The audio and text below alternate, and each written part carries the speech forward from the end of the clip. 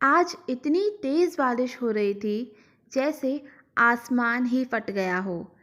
इतनी तेज़ मेघार्जन और बिजली के चमकने ने पायल के सारे प्लान पर पानी फेर दिया था।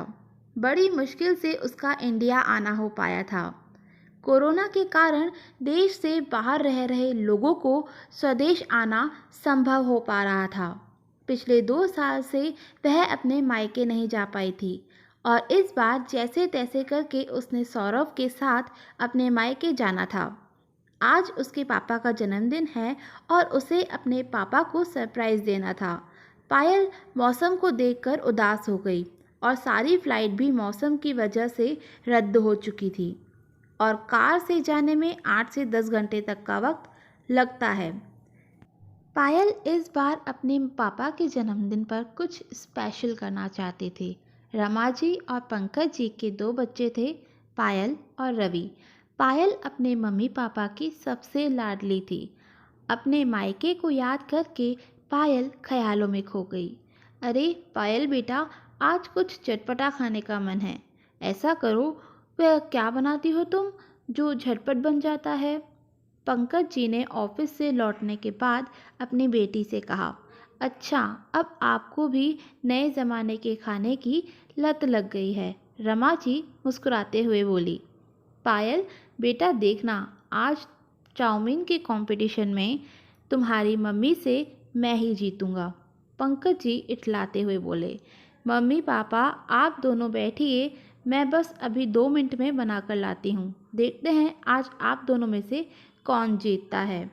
पायल चाउमीन बहुत अच्छी बनाती है, हरे लाल शिमला मिर्च एकदम फाइन कट चॉप करके। इतनी सुंदरता से उसे सजाती है कि देखते ही लोगों का खाने का मन कर जाए। पायल बचपन से ही खाने बनाने में निपुण थी। पापा आप मम्मी से हमेशा हार जाते हो। अरे बेटा, तुम्हारी मम्मी के लिए तो हम अपना सब कुछ हार जाएं। यह चाउमीन का कंपटीशन क्या चीज़ है।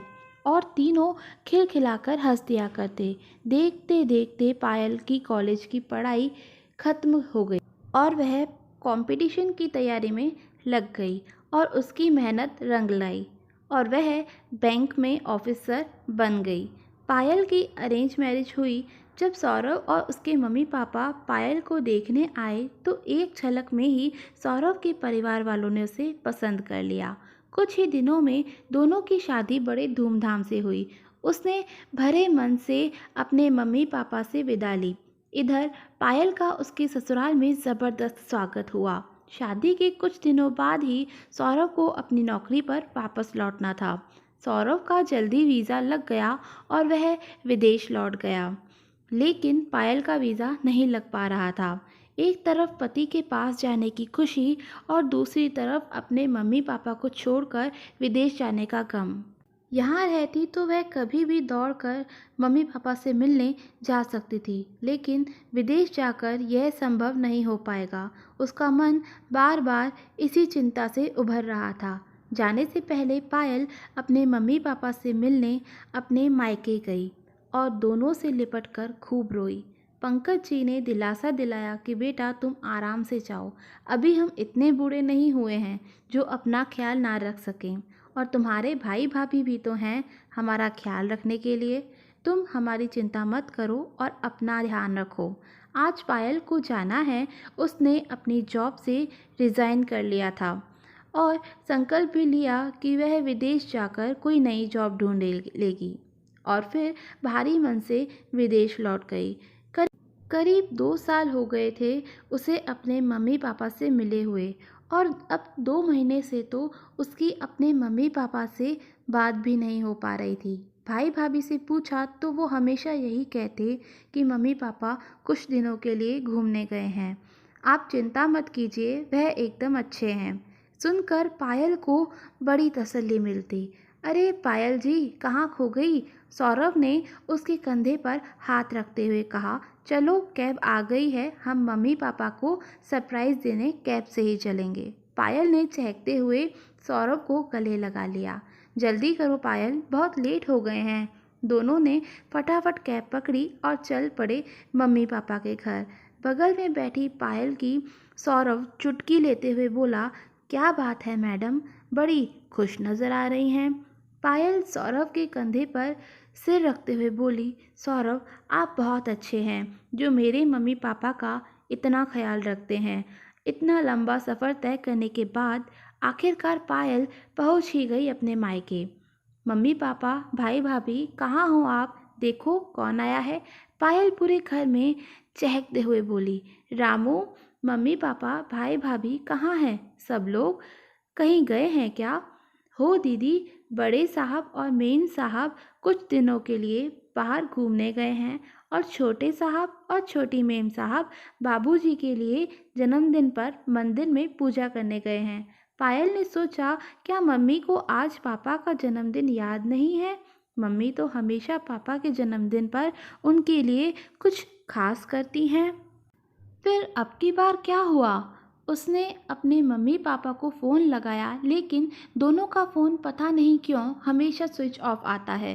पायल ने सोचा, चलो मैं भी मंदिर जाकर पापा के लिए पूजा करके आती हूँ। सौरभ और पायल दोनों मंदिर पहुँचे, लेकिन रास्ते से लेकर मंदिर तक उसके भैया भाभी उसे कहीं नहीं टकराए। पायल को थोड़ा अजीब लगा, लेकिन उसने ज़्यादा ध्यान नहीं दिया।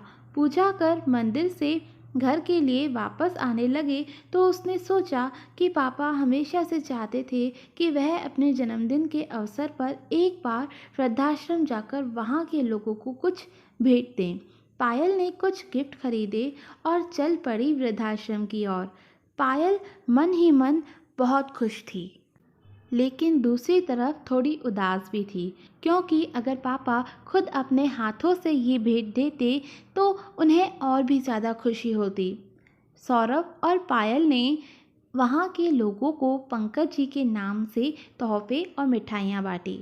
लोगों ने पायल के पापा और उसको ढेरों आशीर्वाद दिए। पायल और सौरभ जैसे ही वृद्धाश्रम से आने लगे तो कुछ ही दूरी पर उसे अपने मम्मी पापा की झलक दिखाई पड़ी। सौरभ, ज़रा गाड़ी पीछे लो, मुझे अभी ऐसा लगा जैसे मम्मी पापा रोड के किनारे पर मैंने उन्हें बैठे हुए देखा है। सौरभ ने जैसे ही गाड़ी पीछे करी, अपने मम्मी पापा को ऐसी हालत में देख पायल की आंखों में आंसू आ गए। पायल के मम्मी पापा मटमैले कपड़ों में सड़क के किनारे पर बैठे थे और लोगों से खाने के लिए कुछ पैसे मांग रहे थे। पायल ने दौड़कर अपने मम्मी पापा को गले से लगा लिया और ज़ोर ज़ोर से रोने लगी। पंकज जी को समझ ही नहीं आ रहा था कि यह कौन है। पापा, पापा यह क्या हो गया? आप यहाँ कैसे? रामू तो बता रहा था कि भैया भाभी ने आप दोनों को कुछ दिनों के लिए बाहर घूमने भेजा था, फिर आप दोनों की यह हालत कैसे हुई? पायल के मम्मी पापा पायल के गले से लिपटकर ज़ोर ज़ोर से रोने लगे। मम्मी पापा कुछ तो बताइए, मेरा दिल बैठा जा रहा है। रमा जी सुबकते हुए बोली, बेटा तुम्हारी शादी के कुछ दिन बाद ही तुम्हारे भाई भाभी ने हमारे साथ बहुत बुरा व्यवहार किया। बेटा, तेरे पापा के रिटायरमेंट के बाद तेरी भाभी हमें हर चीज़ के लिए खरी खोटी सुनाती। धीरे धीरे तेरा भाई भी उसकी बातों में आने लगा और वह भी हमें ही कोसने लगा। तेरी भाभी पापा और मुझसे घर का पूरे दिन काम करवाती और खुद सारा दिन सहेलियों के साथ अपनी किटी पार्टी में लगी रहती। इतना काम करने के बावजूद भी हम दोनों को बासी खाना देती। कभी कभार ताज़ा खाना हम छुपते छुपाते ले लेते तो हाथ से छीन लेती।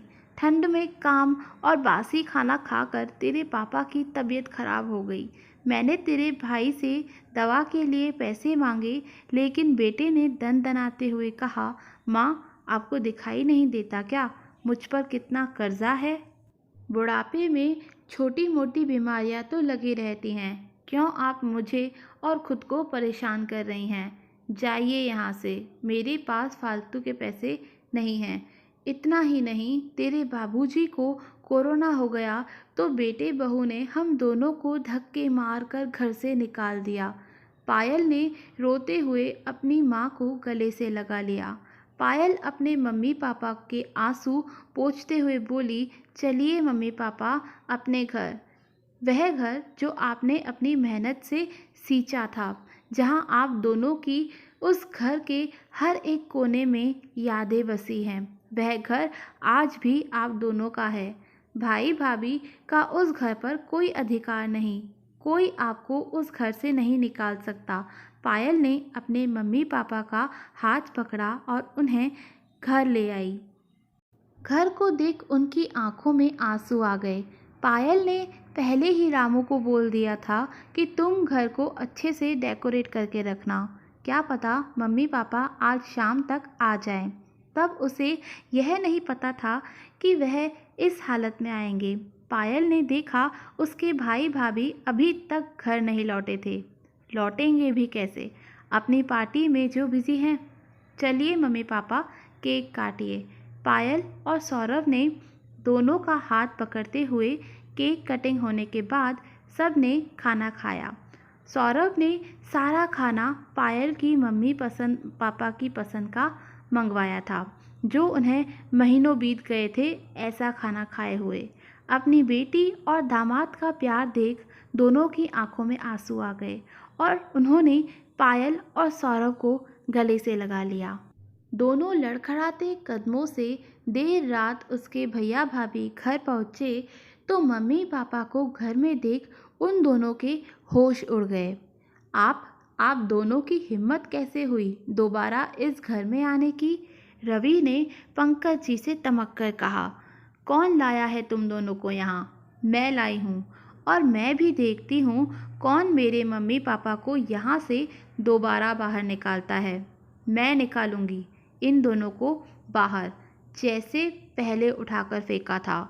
यह सुनकर पायल का गुस्सा सातवें आसमान पर चढ़ गया और उसने एक जोरदार तमाचा खींचकर अपने भाभी के गाल पर जड़ दिया। एक थप्पड़ से ही वह लड़खड़ाकर जमीन की धूल चाट गई। दीदी, चिल्लाओ मत, वरना तुम दोनों मेरा ऐसा रुद्र रूप देखोगे जो शायद ही तुम दोनों ने पहले कभी देखा होगा। तुम दोनों बियर की बोतल चढ़ाकर कौन से मंदिर में मम्मी पापा के लिए पूजा करने गए थे? ज़रा मैं भी तो सुनूं। पायल ने अपने भाई का कॉलर पकड़ते हुए कहा। दीदी, आपकी हिम्मत कैसे हुई मेरा कॉलर पकड़ने की? एक खटाट की आवाज़ से रवि ज़मीन पर गिर गया। हिम्मत तो तुम दोनों ने अभी देखी कहाँ है मेरी। सौरभ जी, इन दोनों का सामान उठाकर घर से बाहर सड़क पर फेंक दीजिए। मैं भी देखती हूँ आज माँ बाबूजी को घर से कैसे निकालते हैं। दीदी, आप हमारे साथ ऐसा नहीं कर सकती, यह घर मेरा है, रवि ने लड़खड़ाती आवाज़ में कहा। लेकिन किसी ने उनकी एक न सुनी। पायल और सौरभ रमा जी और पंकज जी से बोले, चलिए मम्मी पापा, अब आप हमारे साथ हमारे घर चलकर रहेंगे। लेकिन पंकज जी ने उनके साथ जाने से इनकार कर दिया। बेटा, अब हमारी ज़िंदगी बची ही कितनी है, हम यहीं सही हैं, और वैसे भी मैं इस घर को छोड़कर कहीं नहीं जाना चाहता। पायल और सौरभ ने बहुत जिद की अपने साथ ले जाने की, लेकिन वह नहीं माने। पायल और सौरभ विदेश से रहकर ही अपने मम्मी पापा की पूरी देखभाल रखते थे और जब भी उन्हें टाइम मिलता है उनसे मिलने आ जाते हैं। दोस्तों, कहानी अंत तक सुनने के लिए धन्यवाद, और अगर कहानी पसंद आई हो तो हमारे चैनल को सब्सक्राइब ज़रूर कीजिएगा। Thank you for watching.